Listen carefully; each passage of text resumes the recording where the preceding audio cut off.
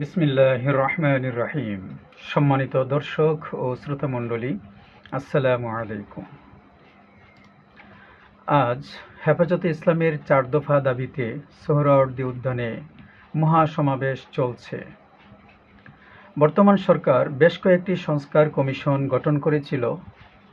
তার মধ্যে একটি ছিল নারী সংস্কার কমিশন। এই নারী কমিশনের নাতিদীর্ঘ অর্থাৎ লম্বা একটি সুপারিশমালা নিয়ে হাস্যরসের সৃষ্টি হয়েছে। যাকগে, তা নিয়ে আমাদের মাথা ব্যথা নেই, কারণ ওই যে বলে না, একবার সুযোগ দে মা, দেখিয়ে দেই। তো আমাদের মাথা ব্যথা হলো সুদূর প্রসারী পরিকল্পনার মাস্টার থিওরি মোতাবেক কয়েকটি তুরুপের তাস খেলা নিয়ে। শ্রোতা, চলুন তাহলে আমরা দেখি নারী সংস্কার কমিশনের সেই তুরুপের তাসগুলো কি কি।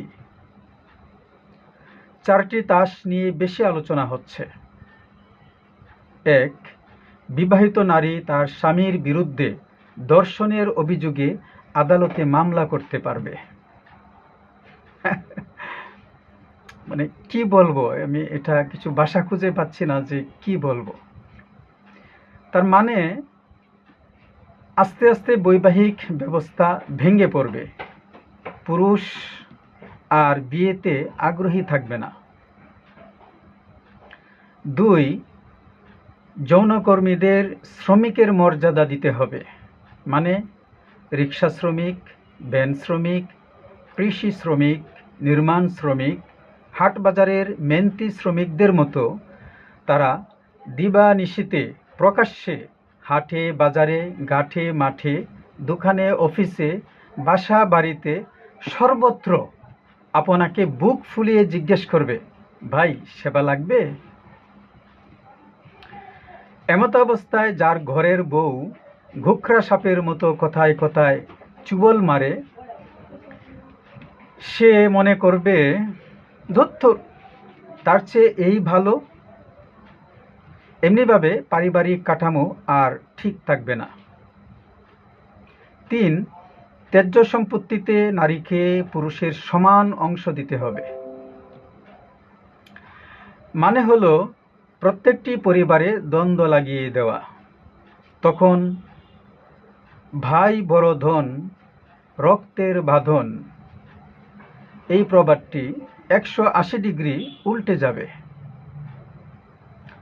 অবশ্য এক্ষেত্রে বিষয়টি আরেকটি পর্যালোচনার দাবি রাখে।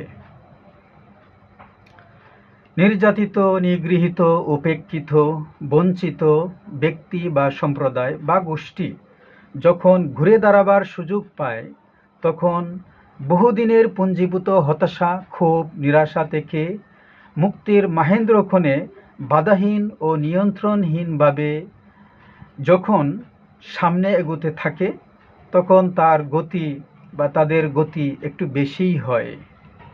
অর্থাৎ চাওয়া পাওয়ার তালিকা এবং সীমা মাত্রাতিরিক্ত হয়। আচ্ছা, আপনি বুকে হাত দিয়ে বলুন তো, আপনি আপনার বোনকে ত্যায্য সম্পত্তির অংশ আপনার অর্ধেক দিয়েছেন কিনা? আপনার বাবা চাচারা আপনার ফুফুকে দিয়েছেন কিনা? ও আচ্ছা আচ্ছা, বুঝতে পারছি। আপনি বলতে চাচ্ছেন, এই প্রশ্নগুলো যদি আমাকে করা হয় তাহলে উত্তর কি হবে? অফকোর্স, বেশ ভালো, যথার্থ বলেছেন। আগে নিজের বগল বাজানোই উচিত, তাই তো? আচ্ছা বলছি, শুনুন। আমার বাবার মৃত্যুর পর ইসলামী শরিয়া মোতাবেক বোনদের প্রাপ্য যথাযথভাবে প্রদান করা হয়েছে। এক চুল পরিমাণ জায়গাও বেশি বা কম করা হয়নি, এবং তাদের অংশ চাইতেও হয়নি। আর আমার বাবা চাচারাও যখন দাদার ত্যায্য সম্পত্তি বন্টন করেছিলেন, তখন ফুফুর কোনরূপ চাওয়া ব্যতি রেখেই তার প্রাপ্য অংশও স্বাভাবিকভাবে বণ্টিত হয়, এবং তাকে তা বুঝিয়ে দেওয়া হয়। অপরদিকে আমার মা কিন্তু তার পিতার ত্যায্য সম্পত্তির কোনো অংশ পাননি। আমার এক খালা ক্যান্সার আক্রান্ত হওয়ায় খালু তার বিষয়ে সম্পত্তি বিক্রি করে কয়েক বছর চিকিৎসা করিয়ে নাজেহাল হয়ে পড়লে খালা আমার মামাদের কাছে তার পিতার ত্যায্য সম্পত্তির অংশ চেয়ে বসেন। তারা স্বাভাবিক কারণেই নাখুশ হন, কারণ আমাদের সমাজে বোনের পাওনা অংশ দেওয়া নেওয়া চাওয়া নাকি কুলক্ষণে। খুব দুঃখজনকভাবে এ বিষয়ে আমাদের দেশের ইসলামিক স্কলারদের তেমন কোনো উচ্চবাচ্য শোনা যায় না।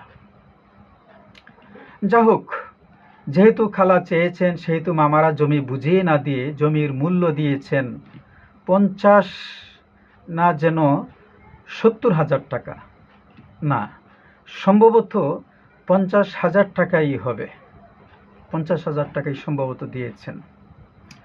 শুনেছি খালার পাওনা জমির অংশ 20% হয়, যার বাজার মূল্য 1 লাখ করে হলে 20 লাখ, 50,000 করে হলে 10 লাখ তো হতে পারত। কিন্তু একজন মৃত্যু পথযাত্রী ব্যক্তি পেয়েছেন মাত্র 50,000 টাকা। এই হলো বাংলাদেশের অবস্থা।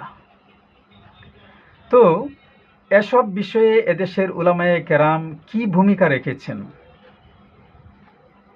দেশে 3,31,000 মসজিদে প্রতি শুক্রবার 3,31,000 জন খতিব সাহেব আলোচনা করেন। প্রতি বছর দেশে হাজার হাজার ওয়াজ মাহফিল উলামায়ে কেরাম, হাজার হাজার ওয়াজ মাহফিলে উলামায়ে কেরাম ওয়াজ করেন। এর কয়টিতে ইসলামের দেওয়া নারীর অধিকার নিয়ে আলোচনা হয়? ত্যায্য সম্পত্তিতে ইসলামী শরিয়া অনুযায়ী নারীর হক বুঝিয়ে দেওয়া নিয়ে আলোচনা হয়? বলুন, কথা বলুন, আমি জানতে চাই আপনাদের কাছে।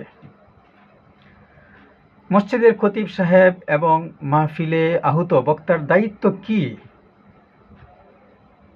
আর তারা বলবেনই বা কি করে বলবেন তারা? আল্লাহ তো বলেছেন, লিমা তাকুলুনা মা লা তাফআলুন, অর্থাৎ তুমি যা করো না অন্যকে তা কেন বলো? তাই তারা বলে না। মানে বুঝতে পারেন নাই? খোঁজ নিয়ে দেখুন কয়জন পৈতৃক সম্পত্তির অংশ যথাযথভাবে বোনকে বুঝিয়ে দিয়েছে। শতে পাওয়া যাবে না, মানে শতকরায় কাউকে পাওয়া যাবে না। হাজারে একটি পরিবার পাওয়া যাবে যারা জমি না দিয়ে জমির বাজার মূল্যের 5 থেকে 10% টাকা দিয়ে বিদায় করে দেন বোনকে। আর লাখে একটি পরিবার পাওয়া যাবে যারা পৈতৃক সম্পত্তির অংশ যথাযথভাবে বোনকে বুঝিয়ে দেয়।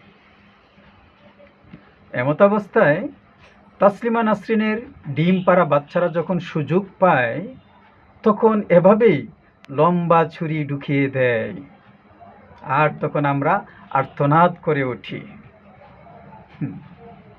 সময় এসেছে জেগে ওঠার। আচ্ছা, একটা বিষয় চিন্তা করুন তো, এদেশের এনজিওগুলো কি চায়? বহু বছর ধরে এরা নারীদের নিয়ে কাজ করছে। ব্র্যাক, গ্রামীণ ব্যাংক, আশা, এইসব এনজিওগুলোর সাথে কাজ করা নারীদের পারিবারিক ও ধর্মীয় জীবন কি আগের মতোই আছে? খোঁজ নিলে পিলে চমকে যাবে। তারা আমাদের কলিজা নিয়ে টানাটানি করছে বহু বছর, আর আমরা তাদেরই কিনা ঢেকে এনে রাষ্ট্রীয় ক্ষমতায় বসিয়ে দিয়েছি। চিন্তা করা যায়, তারা কোনোদিন ভেবেছিল যে এমন সুযোগ হাতে পাবে? আমরা তো খাল কেটে কুমির এনেছি, এনজিও সরকার গঠন করেছি, আর এনজিও সরকার এনজিও কমিশন গঠন করেছে।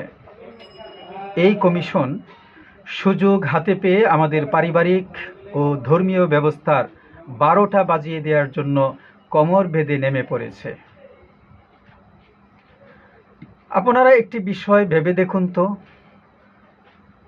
ডক্টর ইউনূস সাহেব নারী কমিশনের সুপারিশপত্র হাতে পেয়ে খুব উচ্ছ্বসিত হয়ে কেন বলেছেন, এই সুপারিশমালা বই আকারে চেপে জনগণের মাঝে ছড়িয়ে দিতে হবে এবং দ্রুত এগুলো বাস্তবায়ন করতে হবে? এত তাড়াহুড়া কিসের?